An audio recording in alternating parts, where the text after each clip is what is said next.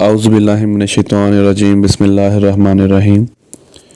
अस्सलामु अलैकुम dear students, mathematics class 7th।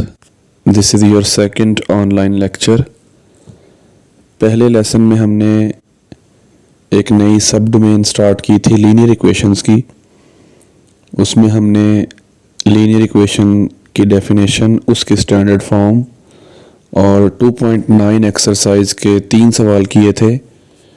तो आई होप कि आपने वो सब अच्छे तरीके से कर लिया है।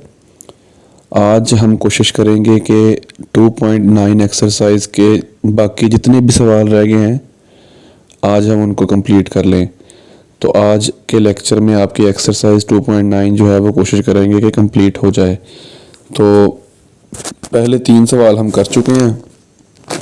ये वो 3 सवाल थे पहले। तो इनमें मैं आपको बहुत सारी चीज़ें जो है वो ऑलरेडी बता चुका था कि हमने किस तरह जो है वो सवाल के सॉल्यूशन को लेकर चलना है। बाकी जो इसके सॉल्यूशन सेम है, तो कुछ चीज़ों का आपने ख्याल रखना है। वो जो क्वेश्चंस आएंगे उस तरह के मैं आपको बताऊंगा। तो हम क्वेश्चन नंबर 4 से शुरू करते हैं। ये हमारा पहला क्वेश्चन है आज का जो हमने सॉल्व करना है। तो ये 5x + 11 = 20x - 64, ये आपका क्वेश्चन नंबर 4 है। और इसके ऊपर क्वेश्चन लिखा होगा सॉल्व द फॉलोइंग इक्वेशन। तो ये एक लीनियर इक्वेशन है। कैसे है लीनियर इक्वेशन? क्योंकि वेरिएबल जो यहाँ में x यूज़ हो रहा है उसकी हाईएस्ट पावर 1 है, यानी कि अगर आप दोनों तरफ दो जगह आपको x लिखा नज़र आ रहा है तो उधर पावर 1 है। तो इसका मतलब है कि एक लीनियर इक्वेशन है।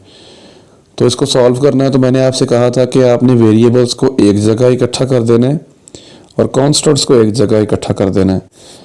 तो वेरिएबल आप किसी भी जगह इकट्ठा कर सकते हैं, लेकिन एक और बात मैंने आपको बताई थी, मैं दोबारा रिपीट कर देता हूँ कि जहाँ पर कोफिशिएंट बड़ा होगा, वेरिएबल के साथ जो कोफिशिएंट बड़ा होगा उसको आपने नहीं मूव करना।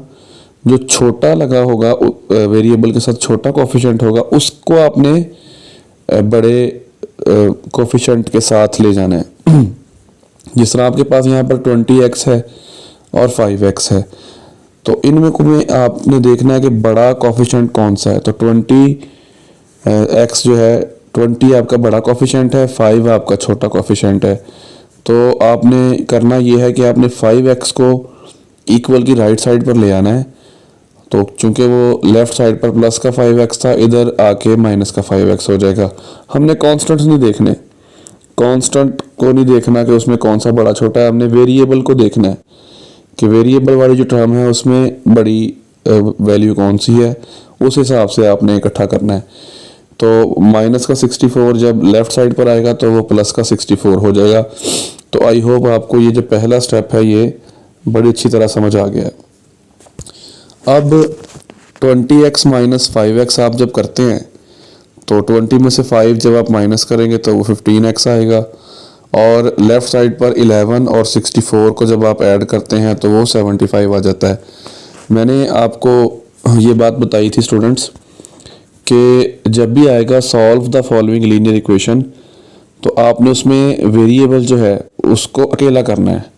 तो हम वही कर रहे हैं। तो 15x = 75। तो यहाँ पर 15 इस x से मल्टीप्लाई हो रहा है, आपने इसको इक्वल के दूसरी तरफ ले जाना है तो वो ये डिवाइड हो जाएगा।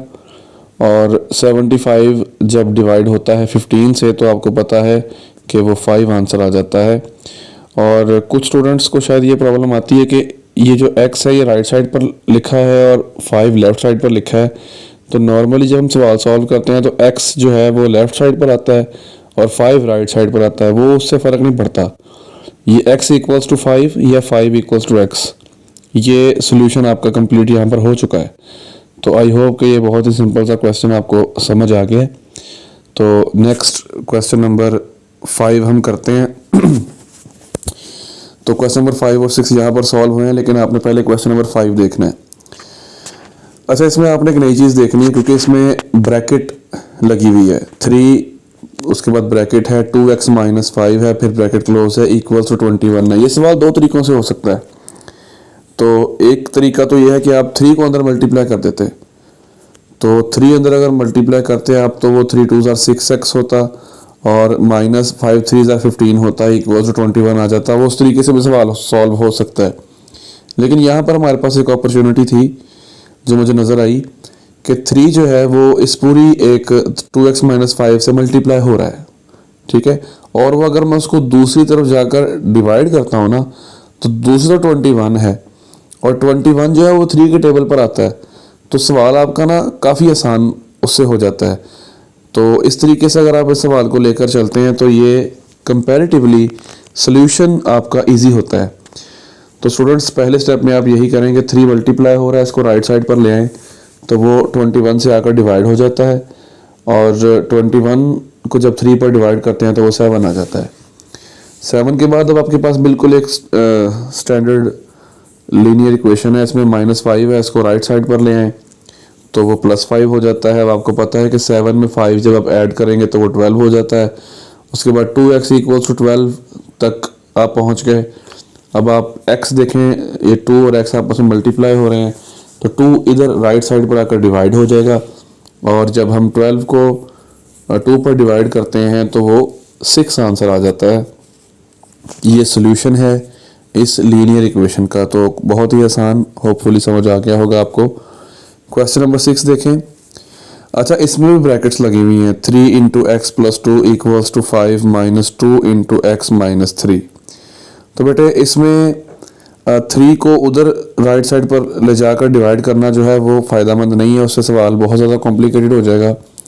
तो इसमें क्या होता है कि आपने सबसे पहले ब्रैकेट्स को ओपन कर देना है। तो ब्रैकेट्स को ओपन करते हुए सबसे ज़्यादा गलती आती है, सबसे ज़्यादा स्टूडेंट्स मिस्टेक करते हैं जब वो ब्रैकेट ओपन करते हैं। और उसमें क्या मिस्टेक आती है वो मैं आपको बताऊंगा। बहुत ही गौर से आपने ये सवाल समझना है। सबसे पहले आपने ये चीज़ देखनी है कि जहाँ से आपका सवाल स्टार्ट हो रहा है 3 × x + 2, वो जो बाहर 3 लगा है, इस 3 के साथ साइन कौन सा है? आपको तो 3 के साथ कोई साइन नज़र नहीं आ रहा। ये बात याद रखिएगा कि हर टर्म का साइन उसके पीछे लगा होता है। तो अगर आप 3 × x + 2 देखें तो जो 2 है उसका साइन प्लस है जो उसके पीछे लगा है, ठीक है ना। तो ये बात आपने याद रखनी है। अब 3 के पीछे तो कुछ नहीं लगा हुआ, तो इसका मतलब ये अंडरस्टूड है कि 3 के साथ प्लस लगा हुआ है। तो अब आपने इस 3 को x + 2 से मल्टीप्लाई करना है। ये बात याद रखिएगा कि ये दोनों से मल्टीप्लाई होगा, x से भी मल्टीप्लाई होगा और 2 से भी मल्टीप्लाई होगा। ब्रैकेट लगाने का पर्पज़ ये है, ये जो ब्रैकेट लगी हुई है इस ब्रैकेट का पर्पज़ ही ये है कि 3 जो है ये दोनों से मल्टीप्लाई होगा। तो 3 जब x से मल्टीप्लाई होगा तो क्या आएगा? 3x आ जाएगा, नज़र आ रहा होगा आपको। और 3 जब 2 से मल्टीप्लाई होगा तो वो 6 आ जाता है, 3 2 6। अब आप इधर आए ज़रा इक्वल के राइट साइड पर। अब 5 तो एज इट इज़ आ गया। अब यहाँ पर आपने बहुत ही गौर से एक चीज़ समझनी है। जो चीज़ जो है वो बहुत ज़्यादा बच्चे गलती करते हैं, इवन जब वो 9th-10th क्लास में भी चले जाते हैं तो अक्सर ये गलती करते हैं वो। अब 2 जो है वो अंदर मल्टीप्लाई हो रहा है x - 3 से। अब 2 आपको पता है कि x से भी मल्टीप्लाई होगा और -3 से भी मल्टीप्लाई होगा, लेकिन आपने 2 का साइन देखना है कि 2 का साइन कौन सा है। और मैंने आपको अभी बताया कि किसी भी टर्म का साइन उसके पीछे लगा होता है।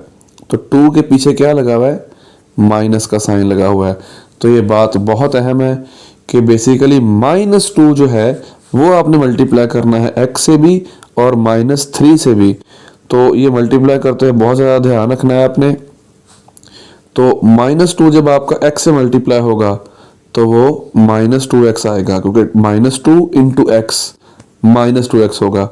फिर -2 जब -3 से मल्टीप्लाई होगा तो माइनस माइनस पहले दोनों साइन मल्टीप्लाई होंगे, माइनस माइनस प्लस होता है, ये प्लस आया है यहाँ पर। और 2 3 6, ये प्लस अक्सर बच्चे यहाँ पर नहीं लगाते, वो माइनस ही लगा देते हैं। तो ये गलती बहुत ज़्यादा आती है, तो ये आपने नहीं करनी। टर्म के पीछे साइन को आपने गौर से देखना है और जब अंदर मल्टीप्लाई करना है ब्रैकेट्स के अंदर वाली टर्म्स के साथ तो बहुत ही ख्याल से उसको मल्टीप्लाई करना है। तो आई होप कि ये पहला स्टेप आपको क्लियर है। अब पहला स्टेप जब आप कर लेते हैं तो इसमें आपको दो जगह वेरिएबल नज़र आ रहा है, 3x और -2x। सिंपल -2x को उठा के लेफ्ट साइड पर ले आए प्लस का 2x हो जाएगा। बाकी 5 और +6 तो राइट साइड पर ही रहा, और लेफ्ट साइड का ये वाला जो +6 था, ये वाला, ये उठ के इधर आ जाएगा और -6 हो जाएगा। तो अब आपको पता है कि 3x + 2x जो है वो 5x होता है। तो आगे जब आप इन तीनों को सॉल्व करेंगे, 5 + 6 - 6, तो ये 5 आता है। तो आई होप यहाँ तक समझ आ गया आपको। इधर से 5 मल्टीप्लाई हो रहा है x के साथ, तो दूसरी तरफ जाके जो है 5 डिवाइड हो जाएगा, तो 5/5 1 आंसर आएगा। तो बहुत ही सिंपल ये क्वेश्चन है, लेकिन इनमें छोटी छोटी जो है वो चीज़ें आपको पता होनी चाहिए। जब आप हायर क्लास में जाएंगे तो उस वक्त फिर आपके लिए इस तरह के सवालों को करने में प्रॉब्लम नहीं आएगी। तो नेक्स्ट क्वेश्चन 7 हम करते हैं। क्वेश्चन नंबर 7 में भी देखिए उसने एक ब्रैकेट्स वाला क्वेश्चन जो है ना वो दिया हुआ है। तो इसमें भी यहाँ पर देखें -3 है ना, तो 3 का साइन यहाँ पर माइनस है और अंदर है x + 8। तो अब -3 ने मल्टीप्लाई होना है x से भी और +8 से भी। तो जब -3 x से मल्टीप्लाई होगा तो -3x आएगा, और -3 जब +8 से मल्टीप्लाई होगा तो माइनस प्लस माइनस होता है, और 3 8 ज़ा 24 होता है। तो आई होप ये पहला आपको समझ आ गया है। उसके बाद यहाँ पर 2 × x + 3 है, तो सिंपल 2 का साइन प्लस का है, तो कोई मतलब आपने उस हिसाब से मल्टीप्लाई करना है। 2 को x से मल्टीप्लाई करेंगे 2x आएगा, और 2 को +3 से मल्टीप्लाई करेंगे तो प्लस का 6 आ जाएगा। 2 3 ज़ा 6 होता है। आगे +10x एज इट इज़ आ गया। अब यहाँ पर -3x था, मैं इसको उठा के इधर ले आया, ये प्लस का 3x हो गया, और ये वाला जो प्लस का 6 था ये इधर आकर माइनस का 6 हो गया, और इधर जो 24 है वो भी माइनस का ही है। ठीक है, तो इस बात का ख्याल रखना कि ये -24 इधर ही रहा, और ये जो +6 था ये इधर आकर -6 हो गया। बाकी हमने वेरिएबल इकट्ठे कर लिए हैं। तो वेरिएबल जब हम इकट्ठे कर लेते हैं, तो अगर आप इन ही वेरिएबल को पहले देख लें तो 2 + 10 जो है वो 12 होता है, 12 + 3 जो है वो 15 हो जाता है। तो यहाँ पर 15x आ गया, और -24 - 6 का आंसर जो है ये -30 आता है। बेटा ये भी आप हमेशा याद रखें कि आप पहले जो जिन टर्म्स को आप सॉल्व कर रहे हैं, यानी कि 24 और 6 को, पहले आप इनके साइन देखें। 24 का साइन क्या है? माइनस। 6 का साइन क्या है? माइनस। माइनस माइनस क्या होता है? प्लस। इसका मतलब है 24 और 6 को आंखें बंद करके प्लस कर दो। 24 और 6 को प्लस करोगे तो जवाब आएगा 30। अब 30 के साथ या तो नेगेटिव का साइन आना था या प्लस का साइन आना था। आप ये देखेंगे 24 और 6 में से बड़ी वैल्यू कौन सी है? बड़ी वैल्यू 24 है, उसका साइन क्या है? माइनस। वो 30 के साथ माइनस का साइन आ जाना है। तो ये बेसिक एक रूल होता है जब आप प्लस माइनस करते हैं किसी भी दो टर्म्स को। तो यहाँ तक होपफुली क्लियर हो गया आपको क्वेश्चन। अब 15 उधर मल्टीप्लाई हो रहा है, वो इस तरफ आकर डिवाइड हो जाएगा। तो 15 आपको पता है कि 2 ज़ार 30 है, और माइनस का साइन साथ ही रहेगा। x की वैल्यू आपकी -2 आ गई। तो आई होप कि ये क्वेश्चन भी आपका जो है वो क्लियर है। अब क्वेश्चन नंबर 8 बिल्कुल सिमिलर क्वेश्चन है। इसमें आपको मैं एक चीज़ बता देता हूँ, वैसे तो आप खुद इजीली कर लेंगे। 3 जो है वो पहले 2x - 8 से मल्टीप्लाई हो रहा है, सिंपल 3 2 ज़ार 6 आ जाएगा, और 3 8 ज़ार जो है वो 24 आ जाएगा। राइट साइड पर आए ज़रा, इधर ये 2x नीचे एज इट इज आ जाना है।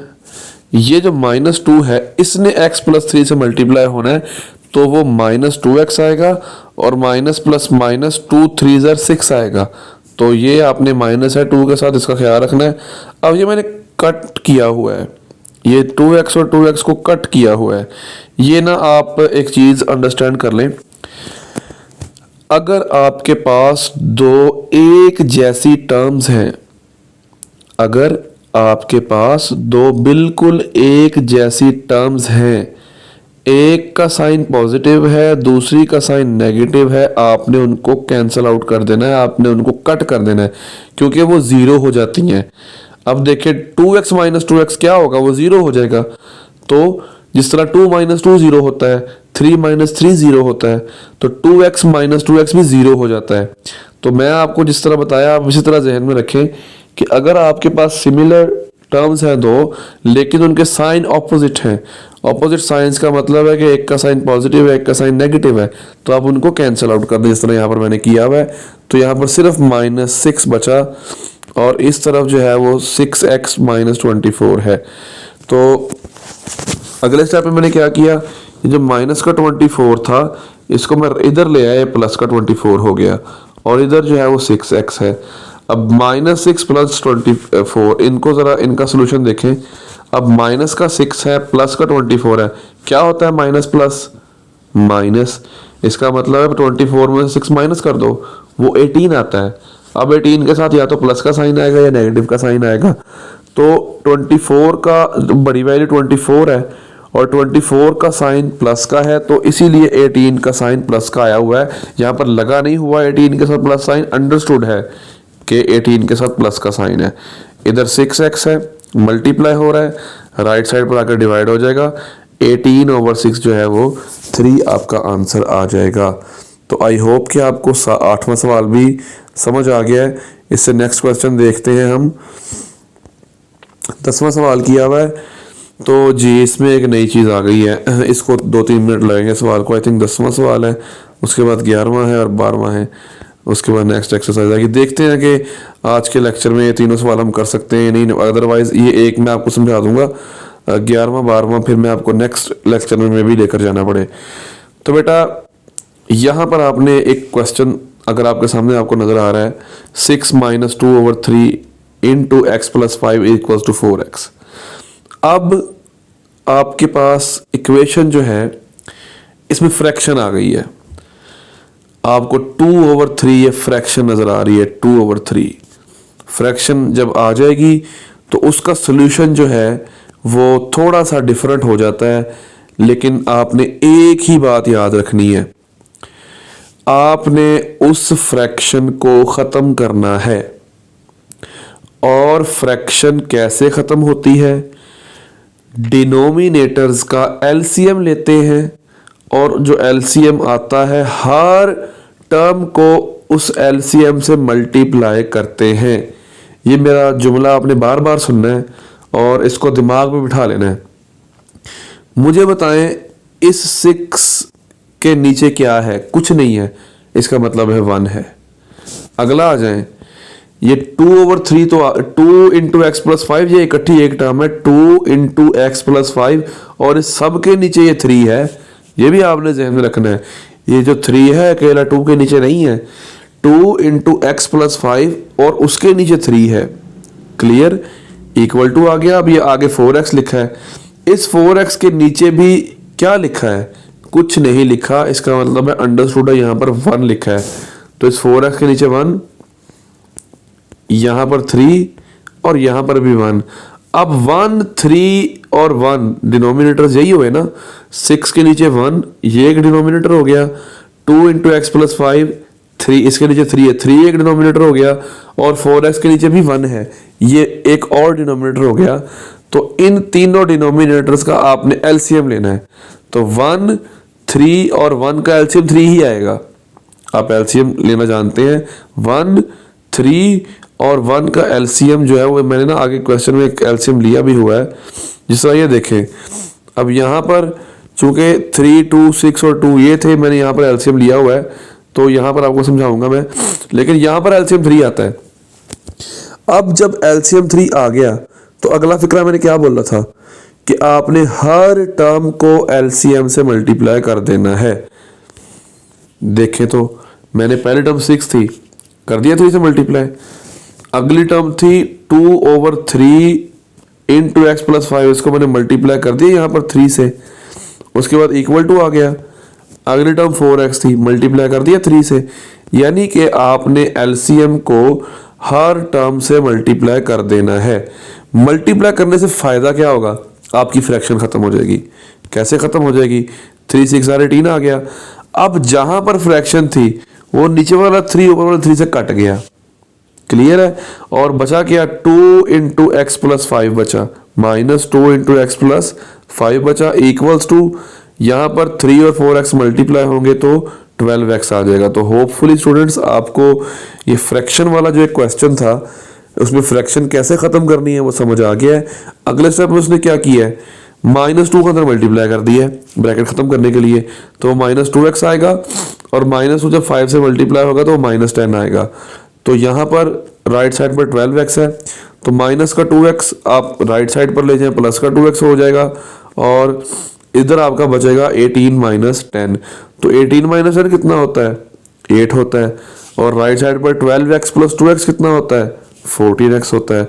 तो 14 में मल्टीप्लाई हो रहा है, इस तरफ आकर क्या हो जाएगा, डिवाइड हो जाएगा। तो 8/14 दोनों किस टेबल पर कटते हैं, 2 के टेबल पर आते हैं दोनों। तो 2 4 8 आ गया और 2 7 14 आ गया। फर्दर ये दोनों डिवाइड नहीं होते तो आपने यहीं पर इसका आंसर छोड़ देना है। तो यही इसका आंसर है, x = 4/7।